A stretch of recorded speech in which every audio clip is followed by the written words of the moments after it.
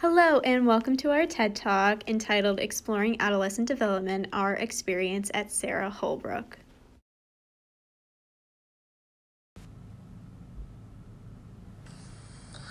I will be talking about the altercations, conflict, risk-taking, and cognitive development that I've noticed at Sara Holbrook during my time.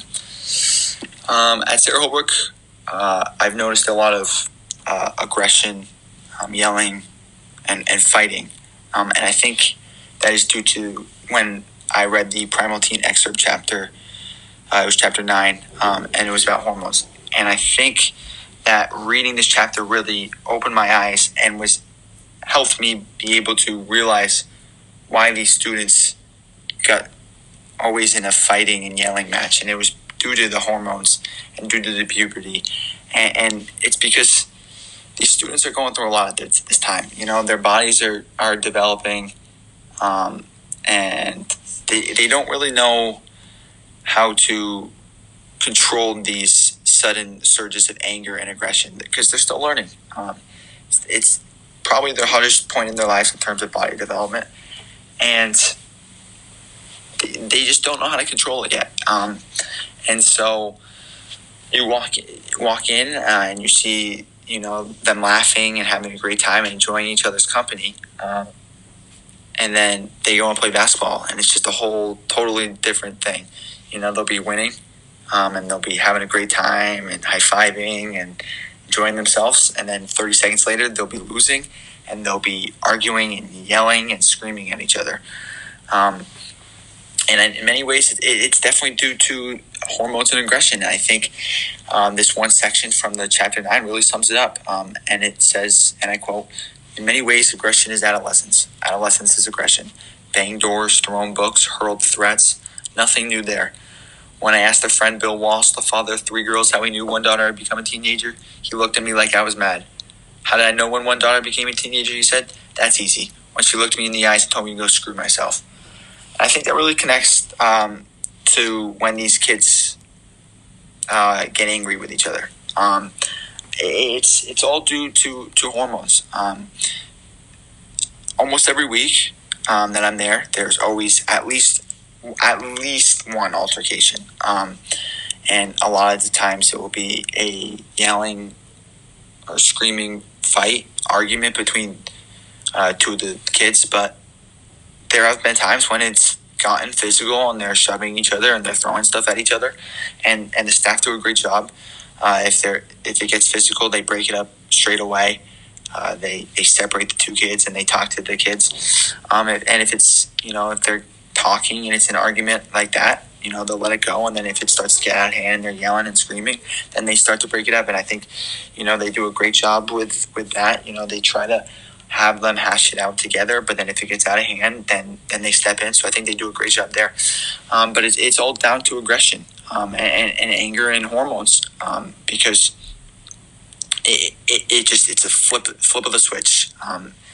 In one instance they're happy, and then in the next they're angry. And I think that's really opened my eyes and helped me learn and realize what I have to improve on, which is being able to stop altercations. I have yet to really step in and stop an altercation there. I think that's due to me not thinking really that I'm fully like a staff member, and I don't have the full confidence that I can do that. But in the future, as a teacher, I need to do that. I need to be able to stop an altercation in my classroom if 2 kids are in a physical fight or in an argument.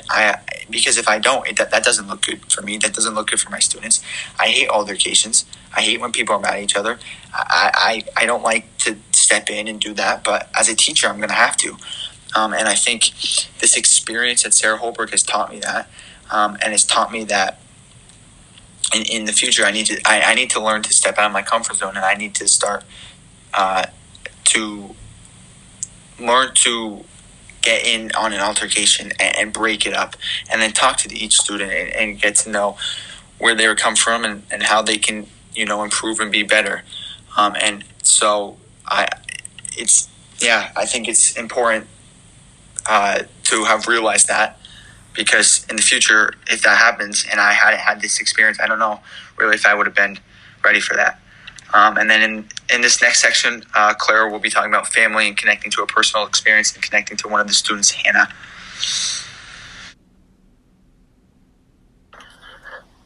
Thanks for handing it over, Tyler. This is Clara, and I will be discussing the influence of family on SHCC kiddos.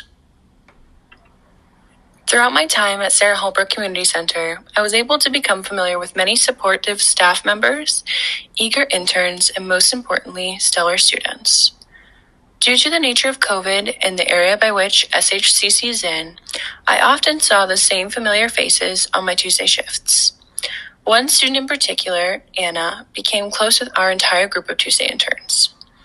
Anna is a very inquisitive, fierce, and kind girl. She comes from a lower socioeconomic background, like many students who live in this area and attend SHCC, and has a very adverse home life. She often shared lots of details with me about the types of things going on at home, in particular things that have gone on in the past. These types of events include domestic abuse, a father who has been in and out of jail her whole life, many questionable boyfriends of her mom's who have raped friends of Anna's. All of these events were approximately reported, of course, and were hard to hear coming from the mouth of a sixth grader. Many staff members have told me that her mother belongs to a religious cult and refuses to accept help offered to her that would directly benefit her children, including Anna. Although Anna is a very kind and considerate girl at her core, she still has to manage the stressors of being a sixth grader and all that it encompasses, which we know is a lot hormonally and physically, thanks to Tyler's presentation. And on top of that, all of the other adverse things that are going on in her home. So sometimes Anna acts out and causes great disruption in the program. This is not her fault, however. According to Chapter 2, How Poverty Affects Behavior and Academic Performance, in a study done by Saudino in 2005, behavioral geneticists commonly claim that DNA accounts for 30 to 50% of our behaviors, an estimate that leaves 50 to 70% explained by the environment. The article goes on to explain that children raised in poverty rarely choose to behave differently, but that they are faced daily with overcoming challenges that affluent children would never have to confront, and their brains have adapted to suboptimal conditions in ways that undermine good school performance. The influence of socioeconomic status is highlighted in this mnemonic, each, with E standing for emotional and social challenges, A standing for acute and chronic stressors, C standing for cognitive lags, and H standing for health and safety issues. This explains the behavior exhibited in Anna, and although the staff at Sara Holbrook knows this to be true as well, they are often faced with making the difficult choice between asking Anna and her mom to not come back to the center for a period of time because of the safety risk her behaviors put other members in the program in. An example of this is when Anna wanted a staff member to sign something she had drawn. And at the time, the staff member was facilitating open gym, which is very busy. And instead of being patient and listening to the staff members who had asked her to hold off respectfully, she decided to throw a little bit of a temper tantrum, where physically she got very upset, and she had told multiple staff members that she hated them, and she was very, very upset that they were not able to give her their full attention. As I mentioned before, this is not Anna's fault, and it never will be Anna's fault.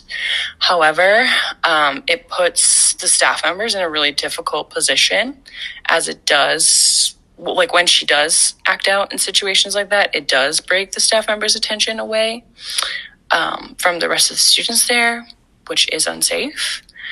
And I know as an educator, this would be one of the hardest parts of the job for me.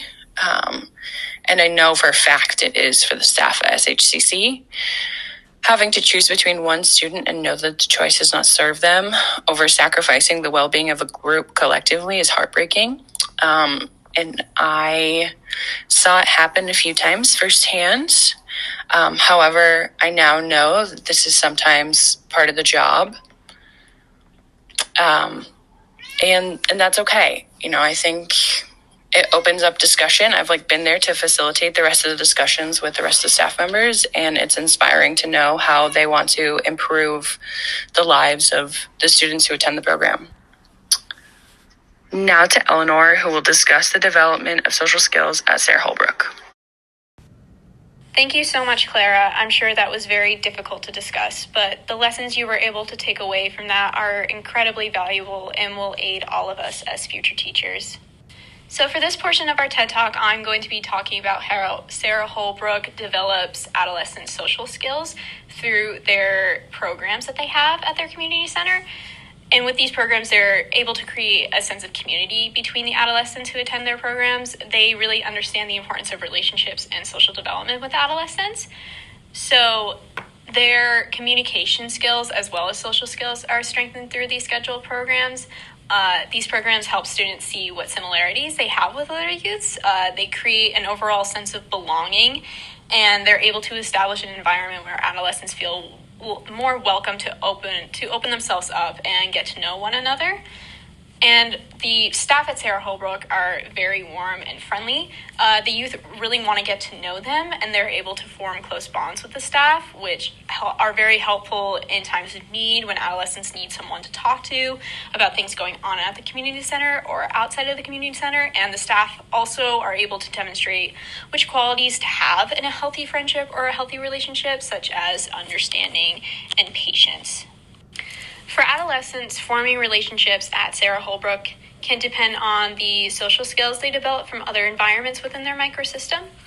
According to psychologist Yuri Bronfenbrenner's ecological system, the individuals, or in this case, the adolescents' first real interactions or relationships with others are formed within the microsystem, which hold their home, their school, their neighborhood, and most importantly, their immediate family. These relationships have a major contribution to how the adolescent is able to develop social skills or establish further relationships outside of the microsystem and into the mesosystem. The adolescent relies on these relationships greatly to provide them guidance and support. But when they do not support or guide the individual due to weak or even harmful relationships, this can prevent them from proper social development, leading them to adopt behaviors that could mentally and emotionally harm others. So while Sara Holbrook does do its best to create positive opportunities for youth to establish relationships with one another, outside factors can make it difficult for some adolescents to sustain healthy relationships. And one example of this is a girl named Anna, who Clara mentioned previously. She can be considered an at-risk student due to circumstances in her home life. Her family causes great instability in her life, which affects how she tries to create relationships at Sara Holbrook. And I've noticed that she appears to need attention even in times when the focus is on other activities or youth. In her remote advisory for school, she will speak over other students when they are sharing intentionally, and she does not seem to understand boundaries. She will touch things that belong to other youth without asking. The bottom line is that she does care about others and others' view of her, and she will apologize if she does something wrong. And she always asks her classmates on her remote advisory if they would like to come to the community center because she wants to be around others. She wants to have relationships with others, and she wants that sense of belonging that majority of adolescents do, but this can be difficult for her sometimes. What Sara Holbrook tries to do is they try to remind her to respect boundaries. They explain to her why she was wrong in invading someone else's privacy rather than just telling her not to do that again. They also talk to her about listening to others rather than speaking over them. So another person or another student can feel that she is caring about what they are trying to say. And the bottom line is that Sara Holbrook cannot control the outside factors that affect their youth's lives. But what they can do is they can present them with learning opportunities to form healthy relationships with one another, and they can teach them the necessary skills to have proper social interactions. through this experience, I was able to see examples of environments that created opportunities for students to establish bonds with one another. And I was also able to learn how to approach students who may have difficulty establishing relationships with one another, such as explaining to them how their behavior is affecting others, rather than just telling them to not do something over and over again. And overall, these are lessons that I hope to bring into my future career, and I really, truly valued my time at Sara Holbrook, and this is something that I will remember into my future career as being a teacher. I'm now going to pass it off to Henry, who will discuss the value of role models at Sara Holbrook.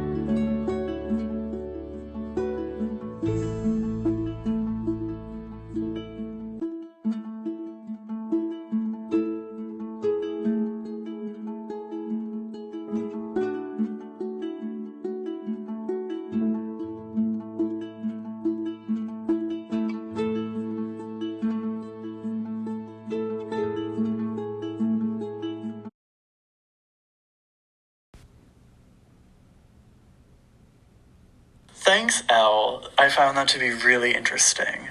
The positive social developments exhibited by students and supported by the staff sound like social learning theory. In my time at Sara Holbrook, I found that the staff was always very welcoming, which is just one example of how they demonstrated their position as role models. Being a role model can be really tough, but it is a necessary part of development. As one of the aspects of social learning theory, being a role model means modeling behaviors, attitudes, and emotional reactions to be observed and imitated by those around you. Social learning theory considers how both environmental and cognitive factors interact to influence human learning and behavior.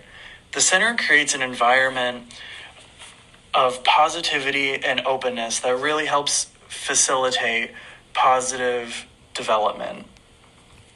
The behaviors fostered by the Sara Holbrook staff make it clear through the use of language and media that it is a safe space for all students. There are posters around the room with messages of equality and equity and just positive affirmations letting the students know that the staff believes in them. This kind of reinforcement by role models allows students to believe in themselves and learn good behaviors. The difficult thing about role models is that it is any adult or authority figure around the developing youth. Because of this, the adolescent will not always be exposed to positive behaviors to replicate. The job of the staff at Sara Holbrook is to demonstrate more positive responses to conflict and stimuli. One staff member, Kayla, works really hard to demonstrate how the use of language is something you should pay attention to. They do a great job utilizing gender-neutral terms when addressing the youth to create a more inclusive environment for all. They also support positive conflict resolution through the use of words instead of physical violence. During the basketball season, some of the kids get rowdy when they play as they're always in game mode. These high tensions lead to conflict. Kayla does a good job of approaching the youth one-on-one to resolve the issue, rather than yelling at them across the gym in front of everybody. They have the players who are fighting step aside and talk out what the issue is. Now I see, even without anyone's prompting, when two kids get in a fight, they will step aside to debate whether or not the ball was out of bounds or if it was a foul, and they don't resort to physical violence. Sometimes they go as far as removing themselves from the situation altogether. This modeling is something I will take into my teaching career, as I have seen firsthand just how effective it is. Thank you so much for watching our TED Talk. We really valued our lessons that we got from these experiences at Sara Holbrook, and we hope that you value them too.